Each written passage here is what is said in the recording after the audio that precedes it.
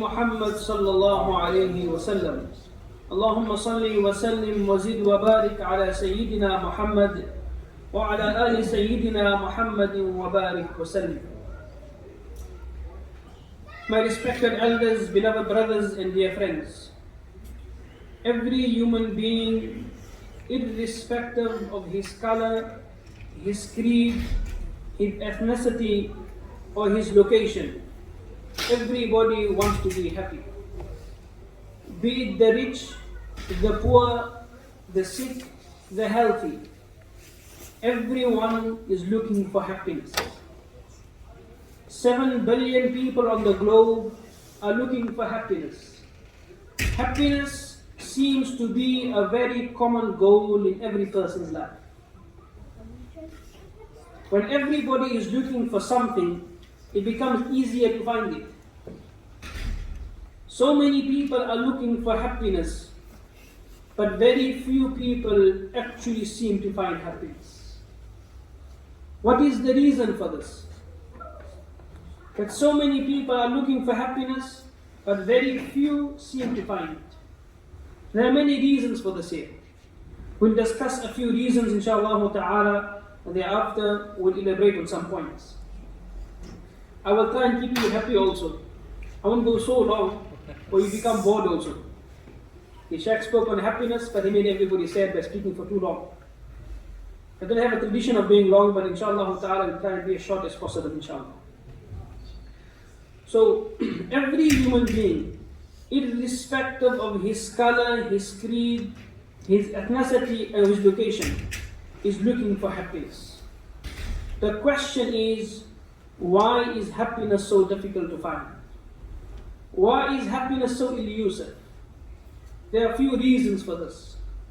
The first reason why it is so difficult to find happiness is because our approach in finding happiness is wrong. We're looking for happiness in the wrong places. We're looking for happiness in the wrong places. We're looking for happiness in a better house. We're looking for happiness in a better car. We're looking for happiness in cooler technology. We're looking for happiness in the next holiday. We're looking for happiness in the next milestone. So we're looking for happiness in the wrong places. Psychologists tell us that this is called the next syndrome. The way a human being lives his life, he thinks to himself that if I get this item, I will be happy. So it's called the next syndrome. He just tells himself, if I get this degree, if I get this job, dream job of mine, I will be happy. But the psychologists also tell us that even if you reach the greatest goal of your life, for example, you had a dream to buy a certain house, and for 30 years, for 40 years, you were working and you were saving up, and eventually Allah gave you the money to buy the house. The psychologists tell us, when you get that house, there will be happiness, there will be that jubilation, that excitement, that elation, but that happiness won't last for too long. Maximum a few months. After a few months, that house will be like a normal house for you. Then you want to move to Bondi Junction. Higher place, higher place, higher place. So that house that you were dreaming for, that happiness, you said that if I get this house, I will be happy. But what the psychologists tell us, that even after you get it, you will get happiness for some time, but that happiness won't last for too long. You had a dream to buy a certain car, same thing.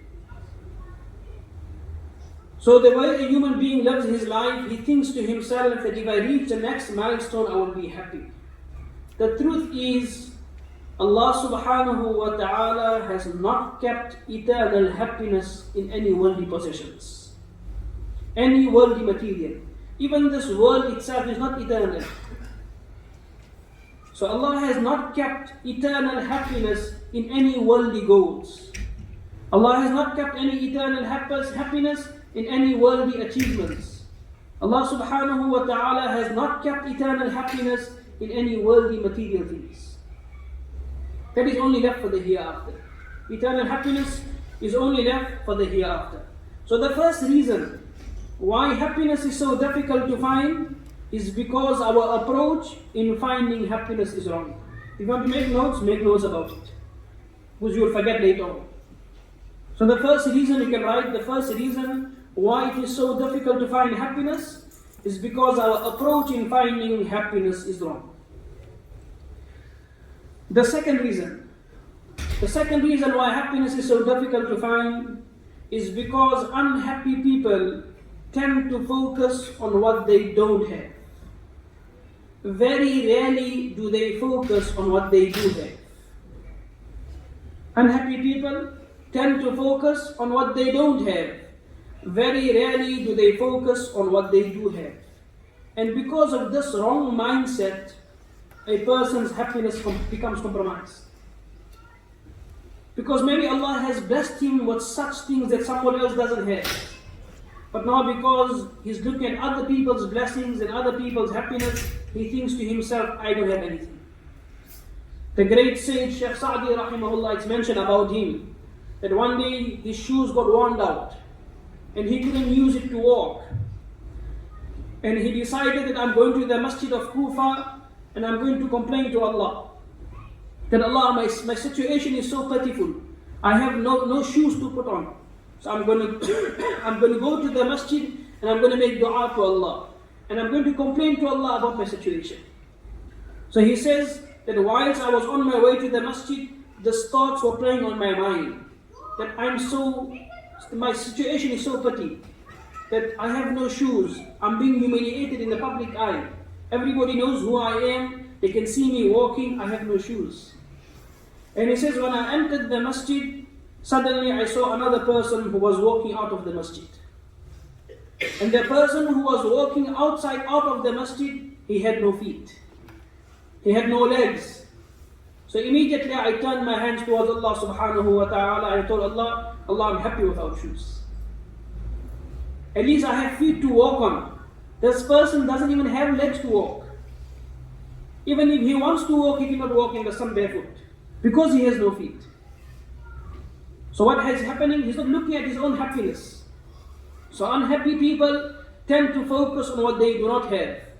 Very rarely do they focus on what they do have.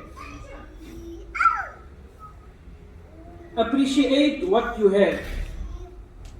Appreciate what you have.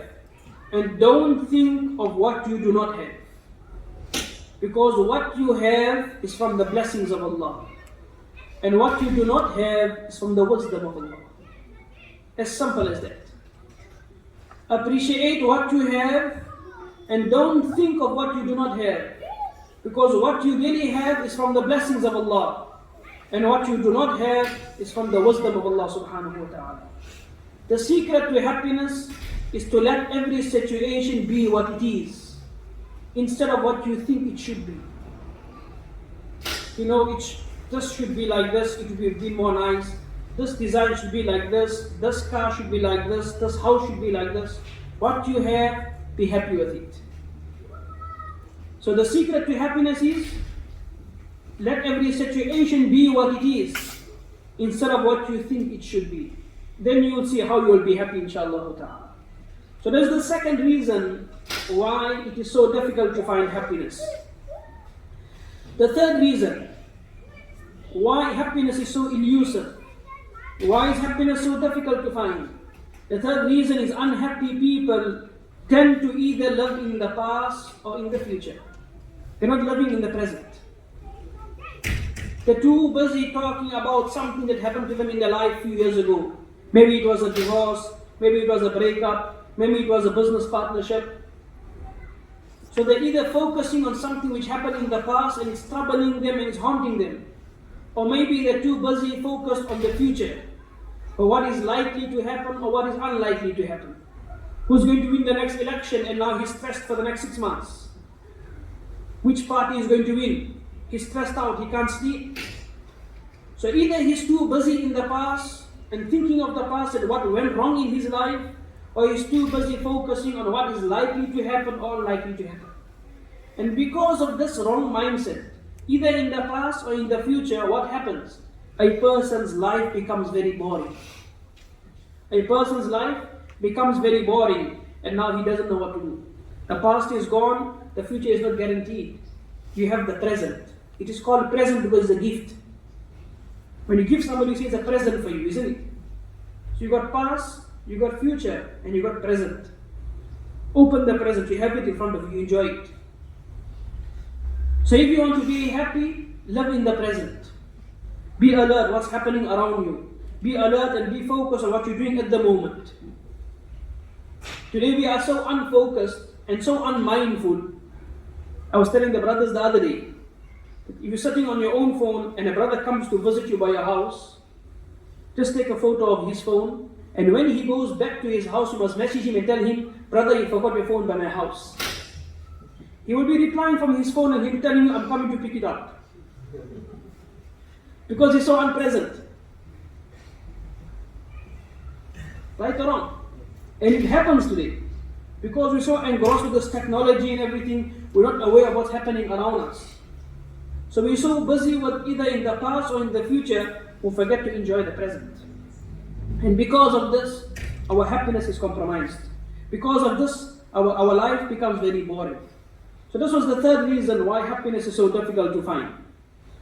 The fourth reason why happiness is so difficult to find is because we're too busy comparing our lives with other people. Allah subhanahu wa ta'ala has created each one of us unique. Each one of us has a special talent. Each one of us is beautiful. Allah subhanahu wa ta'ala says, لَقَدْ خَلَقْنَا الْإِنسَانَ فِي أَحْسَنِ تَقْوِيمٍ. So Allah subhanahu wa ta'ala is telling us, each one of us is beautiful. And whatever Allah has given you, it's sufficient for you. I always say, Allah subhanahu wa ta'ala has taken the responsibility of fulfilling everyone's need and not everybody's greed. Allah has taken the responsibility of fulfilling everyone's needs and not everyone's greed. Not everyone's greed. So if you are greedy, nothing's going to be enough for you. Nothing is going to be enough for you. So I was saying the fourth reason why it is so difficult to find happiness is because we are too busy comparing our lives with other people. Especially in today's time, because of social media, because of Instagram, because of Facebook, because of TikTok, whatever other apps we have. Because someone said something. Snapchat. So everybody is busy showing where they are. I mean, like, am I having this, that, and having this, having that. You're sitting in your house saying he's having a good life. He's having the man'oosh, he's having this, he's having a V. You look at everybody's life. He's gone to the Maldives for holiday. He put the beautiful ocean, spectacular palatial home. So you're looking at every other person's life and you're thinking to yourself, I have nothing.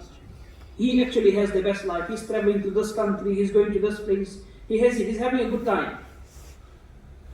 But at the end of the day, when you look at other people's life and you compare your life with them, you end up suffering. Because maybe what he has, you don't have. And what you have, he doesn't have. Sometimes, we look at a person's life, we say, you've got such a nice house, a double story, facing the ocean, a beautiful breeze. But if you ask the man sincerely, he will tell you, Wallahi, this house is hell for me. It looks very nice, but the trauma and the stress that I'm going through every night, I have to take sleeping pills to sleep. And you dreaming for that house. Allah tells us in the Quran, لا تمدن عينيك إلى ما متعنا به أزواجا منهم زهرة الحياة الدنيا. Don't look at the blessings of somebody and say, oh, he has the best life. What a nice home, what a nice car, what a nice family. He got everything so nice. Allah says, you don't know, maybe we have given him this year as a test for you. This has become a test for him. So at the end of the day, if you're going to be busy comparing your life with somebody else, you're going to be putting yourself in more problems. You're going to be blessed, but you're not going to be looking at your own blessings. You're going to be looking at other people's blessings, and you're going to be depressed. And your happiness is going to be compromised. So I gave you 4 reasons why happiness is so difficult to find. The first reason I said is because we're looking for happiness in the wrong places. The second reason was unhappy people tend to focus on what they don't have. Very rarely do they focus on what they do have. The third reason was unhappy people are either living in the past or in the future. They forget to enjoy the present. And the fourth reason I gave you is unhappy people are busy comparing their lives with other people. So what I told you in the starting, appreciate what you have and don't think of what you do not have. What you have is from the blessings of Allah, and what you do not have is from the wisdom of Allah subhanahu wa ta'ala. So that was the first question we answered, and we gave 4 reasons or 4 answers to that question. Nabi Kareem sallallahu alayhi wa sallam, I said a hadith just now. Nabi Kareem sallallahu alayhi wa sallam told us in the hadith, look at those below you and don't look at those above you. Because when you're busy comparing yourself and look at the people above you, you start belittling the favors Allah has given to you. Don't look at the blessings of other people. Why? Because maybe Allah has blessed you and you start belittling the blessings Allah has given you. You know, now Allah has given me everything, but they have better. So you start making Allah's blessings look small. So you start belittling Allah subhanahu wa ta'ala's blessings. Nabi Kareem sallallahu alayhi wa sallam has told us in another hadith that when it comes to religious affairs, then look at the people above you. He, mashallah, he's so fortunate, he knows the whole Quran. I want to become like him. Mashallah, he's 10 years old, he knows the Quran. I want my son to become like him. So in religious affairs and religious matters, look at those who are higher than you and excel and make an effort to become like them and better than them. But when it comes to worldly matters, then look at the people below you. Maybe I have a home, he doesn't even have a home. So Nabi sallallahu alayhi wa sallam is teaching us the way to be happy. He at times excel in worship also, but at the same time, when you look at people and if you want to be happy regarding the worldly matters, then look at the people below you. We're too busy looking at Elon Musk, how he became from zero to hero. And we want to achieve that. There's nothing wrong with that. But we're too busy focused on something else. We're not focused on what Allah subhanahu wa ta'ala has blessed us with. The second question is, what is happiness? So I told you in the starting why happiness is so difficult to find. That was the first question. The second question is, what is happiness? What is happiness? Tell me. If you don't know, say I don't know. Satisfaction? Okay. Allah, I know Allah knows. Anyone should take a try? Something what we deserve. Huh? When we find something what we deserve. I don't think there is happiness. I reckon the most you can get is contentment. Happiness is the consistent mental and emotional state of well-being. It's not something that you get through money. But rather it's a state that you're happy. When you reach a certain goal, you feel happy. It's a state. So happiness is the consistent mental and emotional state of well-being. Happiness has got more to do with your internal conditions than your external circumstances. You've got nothing to do with worldly possessions.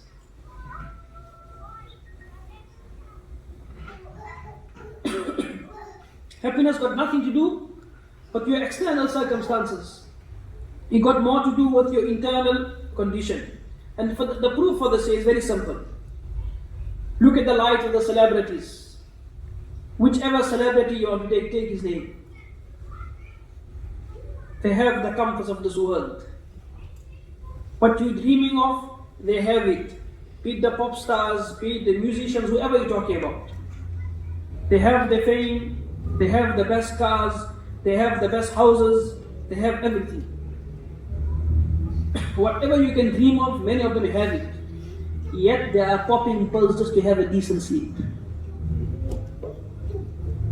So if happiness had to do with worldly possessions, they're supposed to be sleeping comfortably in the comfortable soft bed. But it got to do with the internal condition. Sometimes you go on India, Pakistan, Bangladesh, you go in these countries. You sit on the road and you just drive, or you drive your car on the road. Sometimes you see a person sitting on the main road. In one corner and he's snoring. You think to yourself, how this man can sleep? There's so much noise going on. How is he sleeping? Nothing is disturbing him. Why? It got to do with your internal condition. When I was in Makkah al-Mukarramah in the Haram, I was going to the Haram, it was Dhuhr time.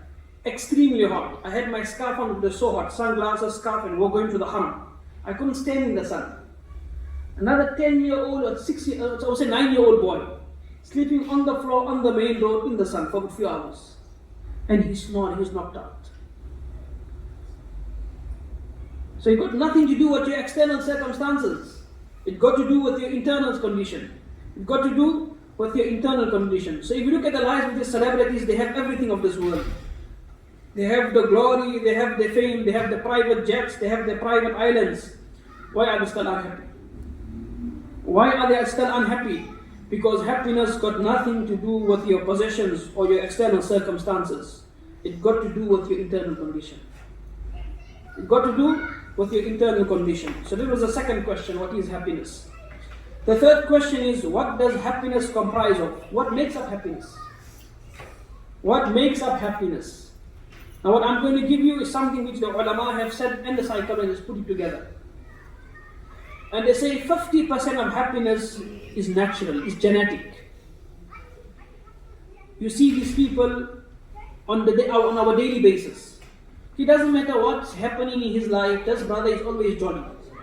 He might be going through a problem, might be going through some difficulties, but when you meet him, when you interact with him, when you see him, even when he's private, he's happy with himself. So this is a blessing from Allah. You can't do anything about it. So this is, natural. So 50% of happiness is genetic. It's natural. You got no power over it. This is directly from Allah subhanahu wa ta'ala. So 50% is genetic. It's natural. 10% got to do with your circumstances.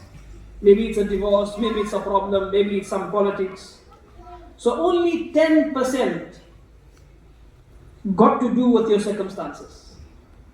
50% got to do, 50% is natural, is genetic. 10% got to do, 10% is got to do with your circumstances. And the 40% that is remaining, 40% of happiness is derived from your own internal activities that you choose to do or not to do. So now it's 100%. 50% is genetic, it's natural. Be with me so you understand. 50% is genetic, it's natural. 10% got to do with your circumstances. And 40% got to do with the decisions you make in your own life. Whether you choose to do a certain action or you choose not to do a certain action. That 40% got to do with you.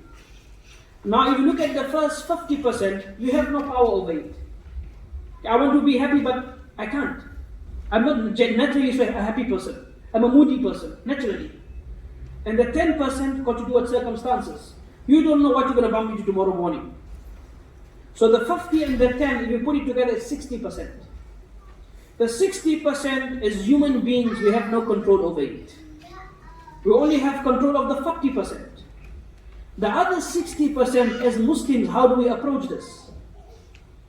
Because we will have control over it. We have no power over it. We have no say in it. So how do I choose to be happy then? For this, Nabi Kareem sallallahu alayhi wa sallam has told us, we have to be happy with the decree of Allah subhanahu wa ta'ala. Rada bil qada. To be happy with the divine decree of Allah. Allah have chosen for me this, I'm happy with it. That's the only way you can be happy. So the 60% as Muslims, how do we approach it? We approach it in such a way that we are happy with the decree of Allah subhanahu wa ta'ala. If you had a dream to get a certain job, you made all your efforts, it didn't work out, you apply this principle. I made my efforts, I used my contacts, tried everything, I paid money, but it didn't work out for me. Why? Rada bil qada. Be happy with the decree of Allah. You be happy. So as Muslims, you approach this with rada bil qada. You wanted a child, you got married, Allah didn't give you children. What you must do? Apply this principle. Rada bil qada. To be happy with the decree of Allah subhanahu wa ta'ala. You wanted a certain amount of money or you had a desire to earn a certain amount of wealth. You worked day and night, but it didn't come to you. Or maybe you got the money but you met up in an accident, lost all the money for the operation. How do you approach this matter? Rada bil qada. Divine. It was decided in the heavens, Allah subhanahu wa ta'ala decided this to happen to me, I am happy with it. Then you will be happy. Then you will be happy. In English you say happy people don't wait for perfect conditions to be happy. Happy people don't wait for perfect conditions to be happy. They are rather happy with imperfect conditions. My trouser is torn? No problem, I'm happy. Your kurta is torn? No problem, I'm happy.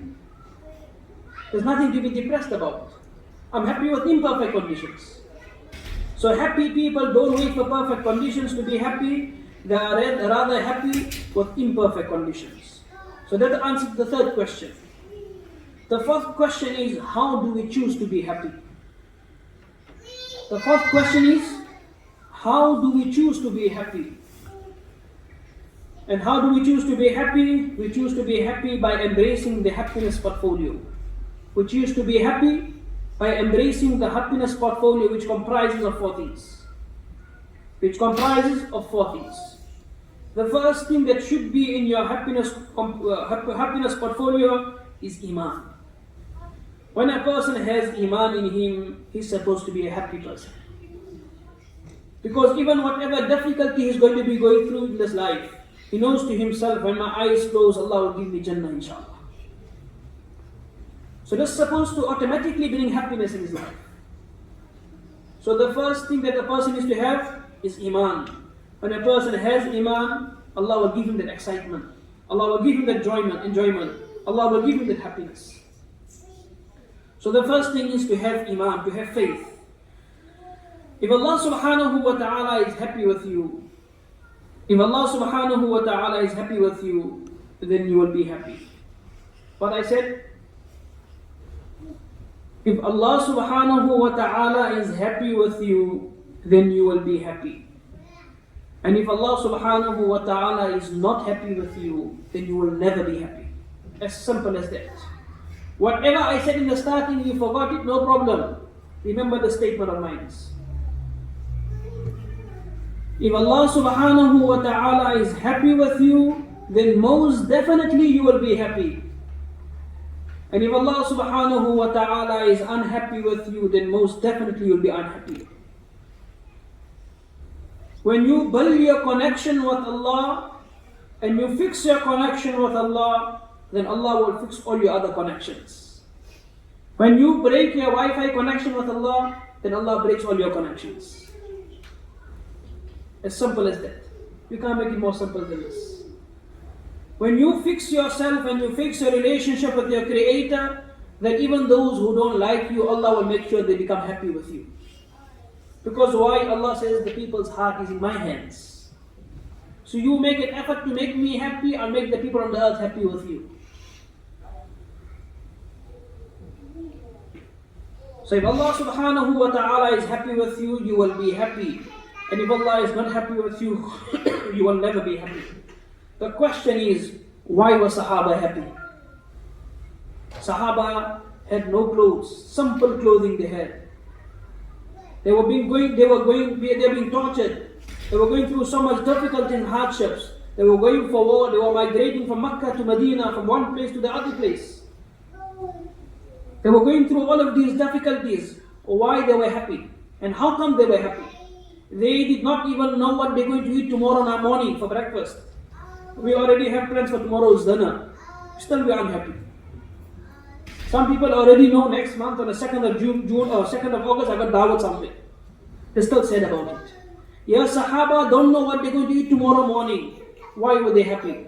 Because Allah was happy with them. Why was Sahaba happy? Because Allah subhanahu wa ta'ala was happy with them. In the second point I told you, happiness got nothing to do with your external circumstances.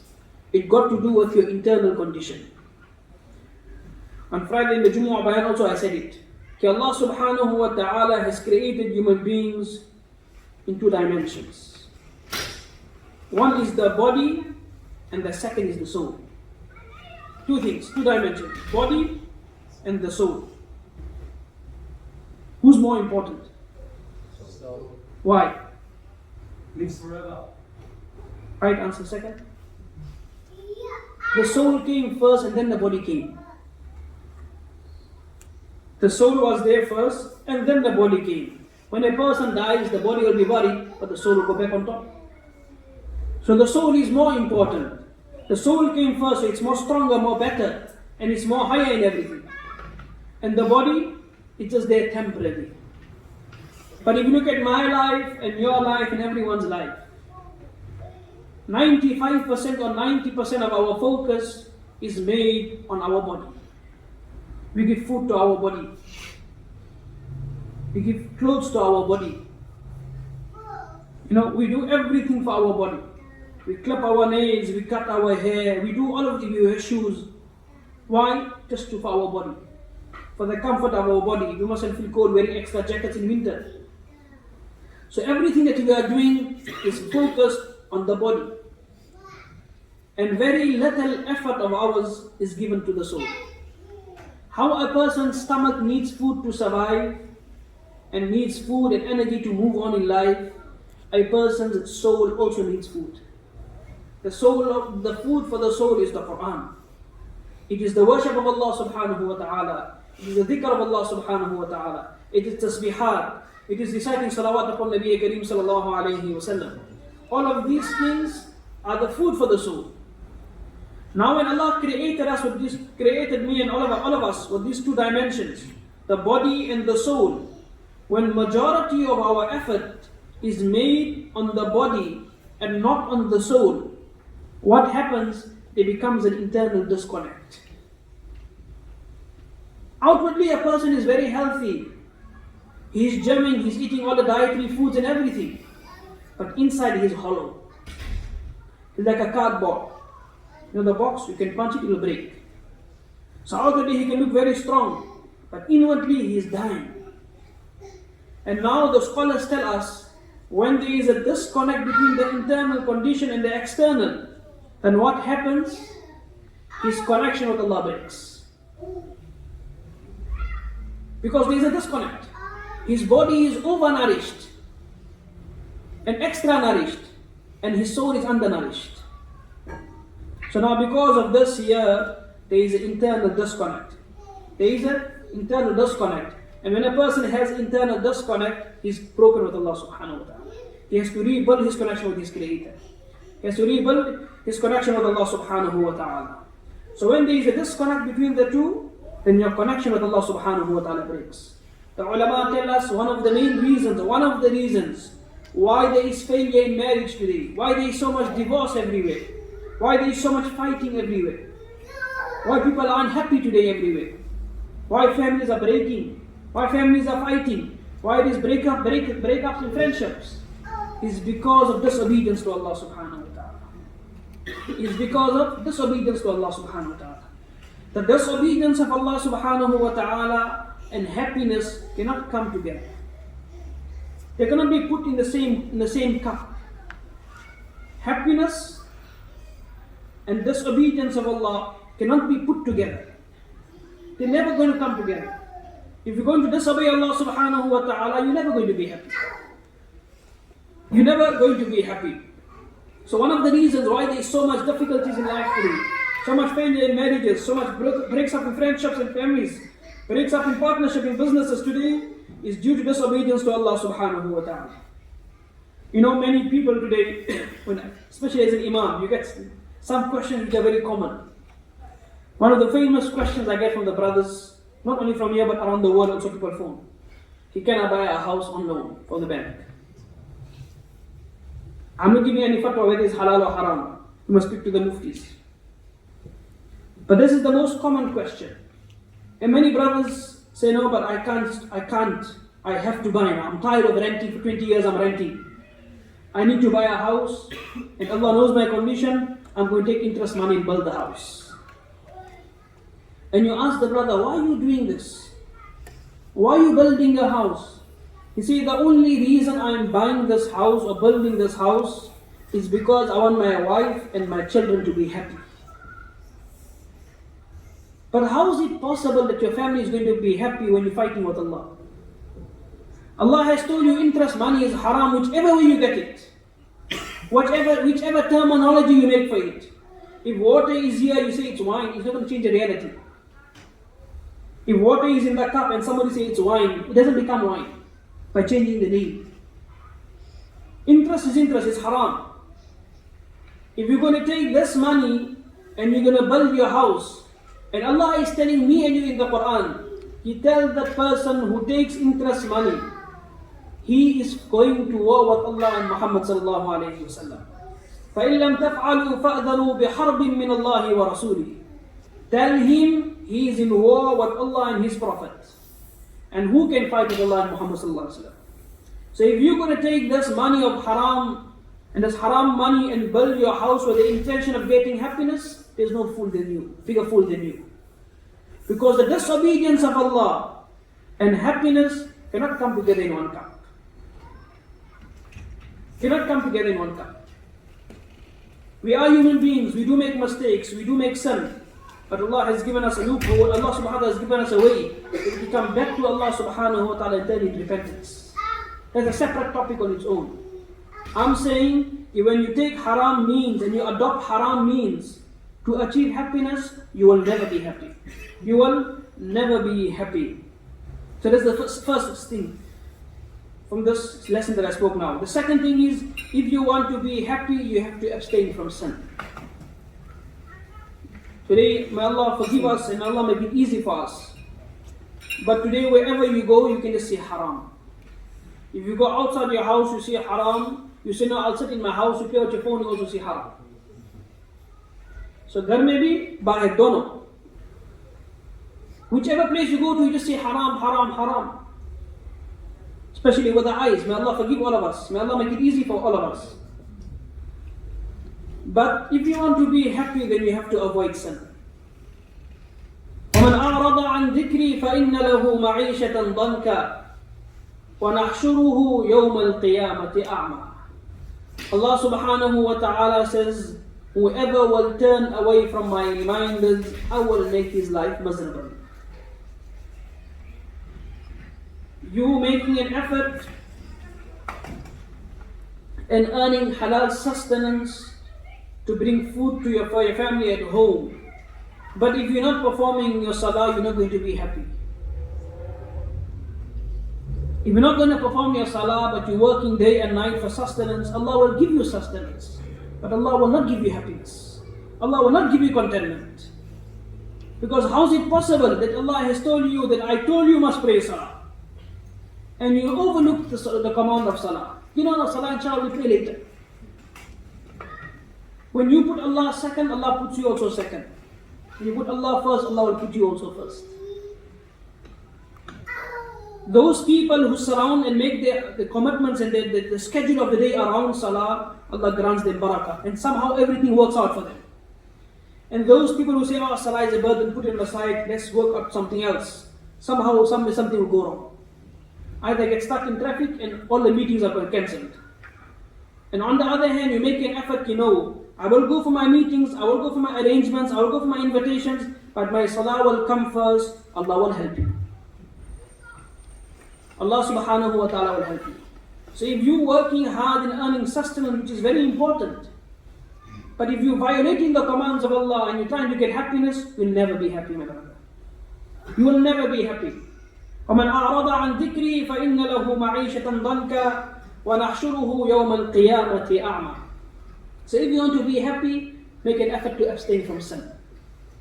The third thing, if you want to be happy, then Islam tells us, and Islam emphasizes, Islam tells us to practice forgiveness. If you want to be happy, my brother or my sister, then you need to learn to forgive people. If you're not going to forgive people, they're not going to be harmed. You harming yourself. Everybody's family has politics. Nobody's family is perfect. In my family, everybody is happy. No, be it the imam, be it the mufti, be it the qadi, everyone's family has politics. But if you can learn to forgive and move on in life, you'll be a happy person. If you carry that grudges, oh, my auntie said this to me when I got married, or my uncle said this, or they made my wedding a problem, they complain about the food, and I'll never forgive her, you put in problems in your own life. Islam tells us and emphasizes and tells us, learn to practice forgiveness. When you will have this quality in your life, you will most definitely be a happy person. You can have nothing to worry about. People try to harm me, okay, bye, no problem. You can harm me. How much you going to harm me? But Allah has told me to written for me. I'll make my effort to protect myself. Doesn't mean I'm going to say harm me more. You make an effort to protect yourself. But the only way you can move on in life is by taking that baggage off. Because when you don't forgive people and you keep on in your mind, you can't be a happy person. Because even you go to a happy occasion, you see that uncle, you say, oh, my whole function is spoiled. I see this auntie, my whole function is spoiled. So they didn't spoil it for you, you spoiled it yourself. You kept the grudges in your mind. You kept the grudges in your heart.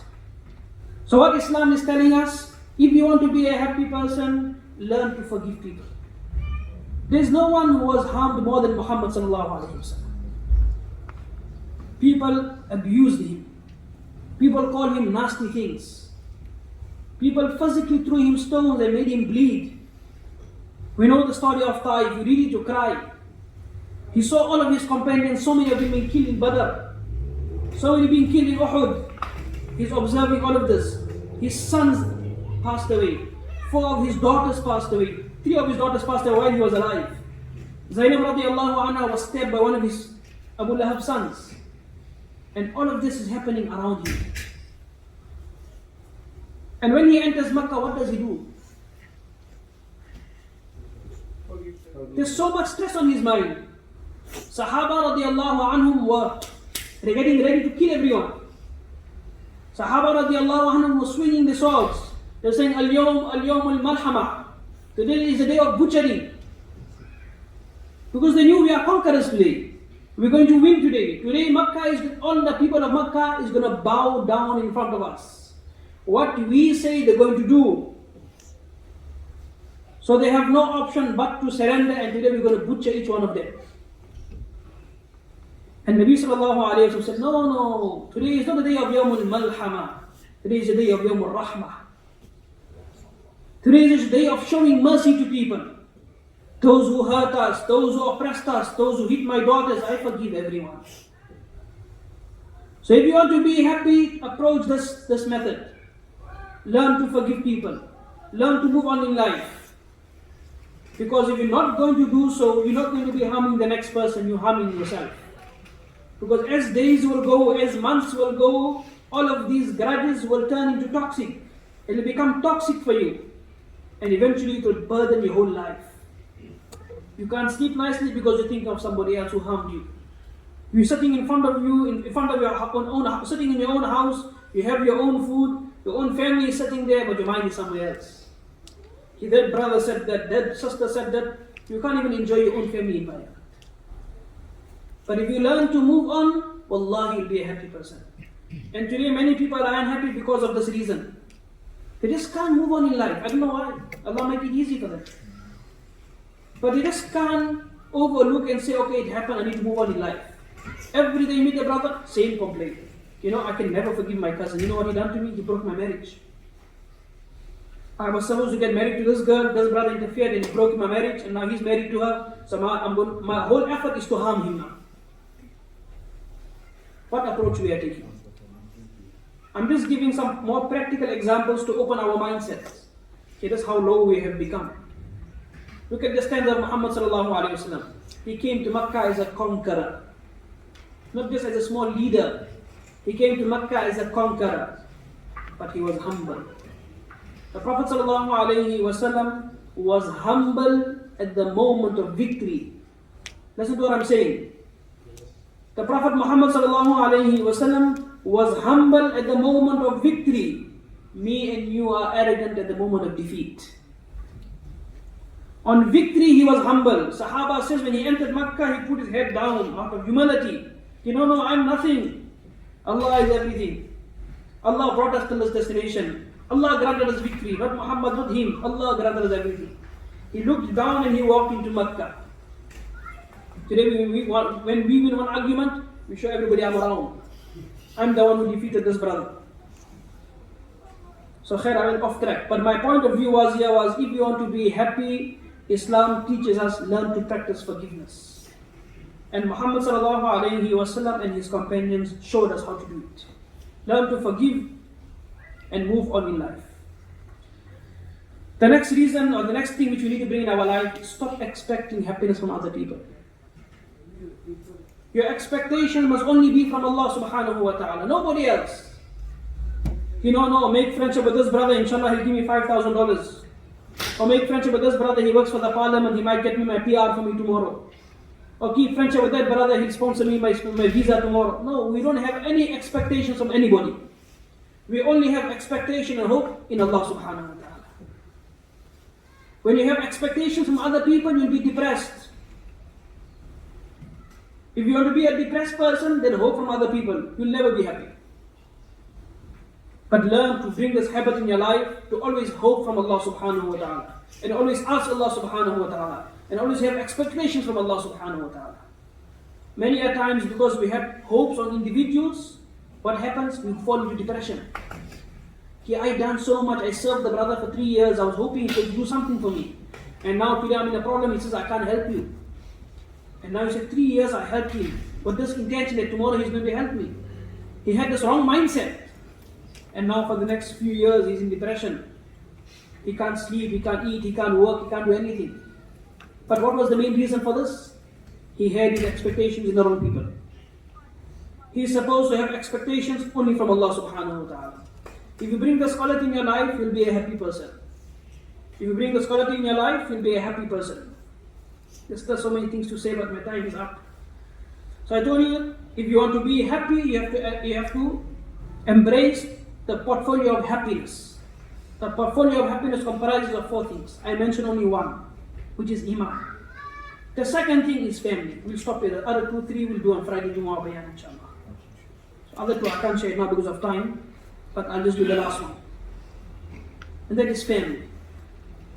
And that is, if you want to be happy, you have to embrace the happiness portfolio, which comprises of 4 things. Number 1 was Iman. The second is family. Very sad today. In the rat race of life, in the busy schedules that we have, many of us have overlooked our family members. Many people have overlooked. We have sacrificed our most valuable assets. We have sacrificed our most valuable assets, that is our relationships. Our relationship with our family, with our children, with our neighbors, with our friends at large. In this rat race of life, we have sacrificed everything. Our families, our friends, and everything. Many people's homes have become hotels, especially in this country. I agree with the statement. In other countries I would say no, but this country, yes. Many people's homes have become hotels. The husband comes from work, the wife goes to work. They only use the house for sleeping. Eating also, they're eating out every day. So many people's homes have become hotels.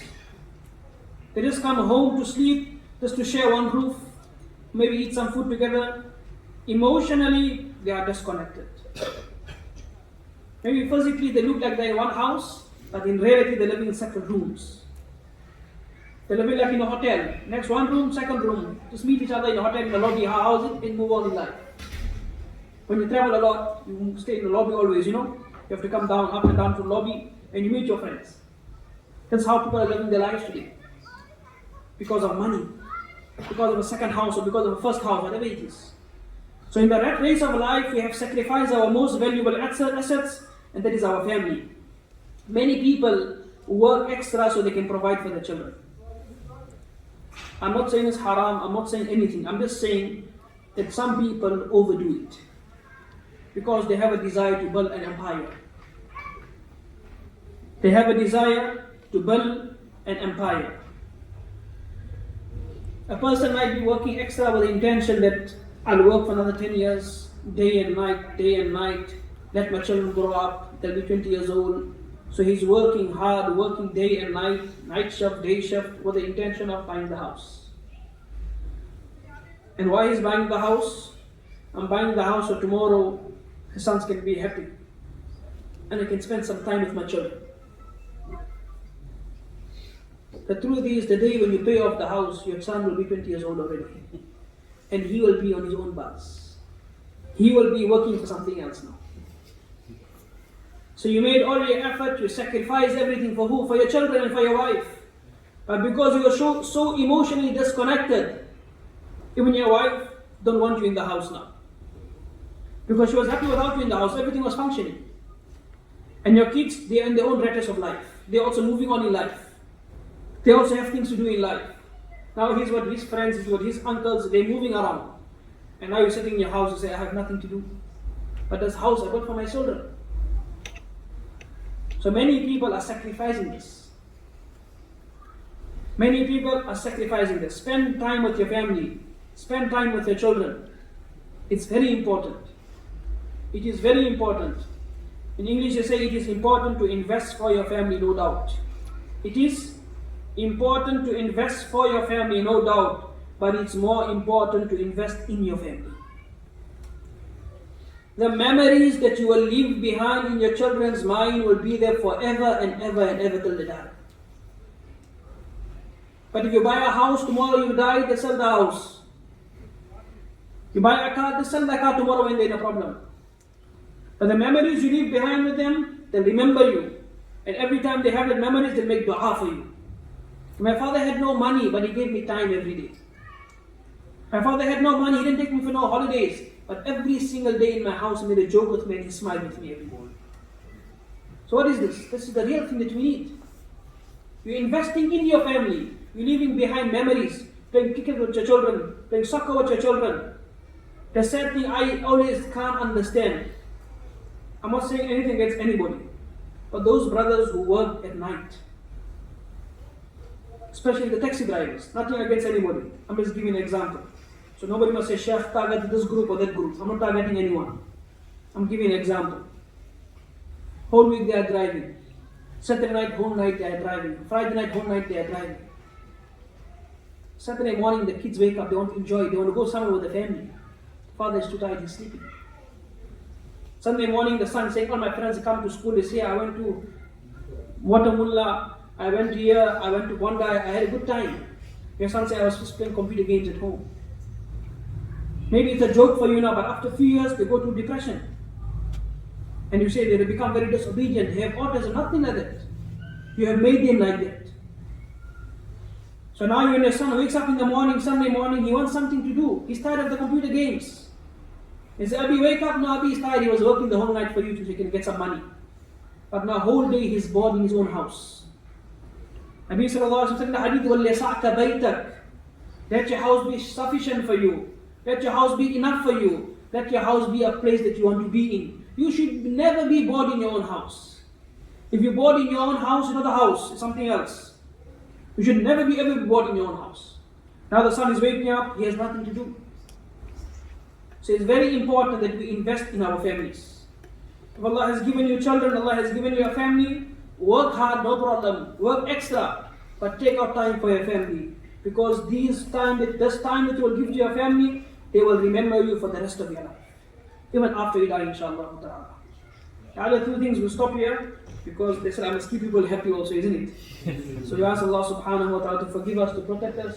We ask Allah subhanahu wa ta'ala to forgive the ummah of Nabi Kareem sallallahu alayhi wa sallam. Those who are suffering, Allah remove their suffering. Those who are sick, Allah grant them shifaa kamila, ajila, mustamira, daima. And those who have left this world, Allah subhanahu wa ta'ala, fadl qabr al-noor. Allahumma salli ala Sayyidina Muhammad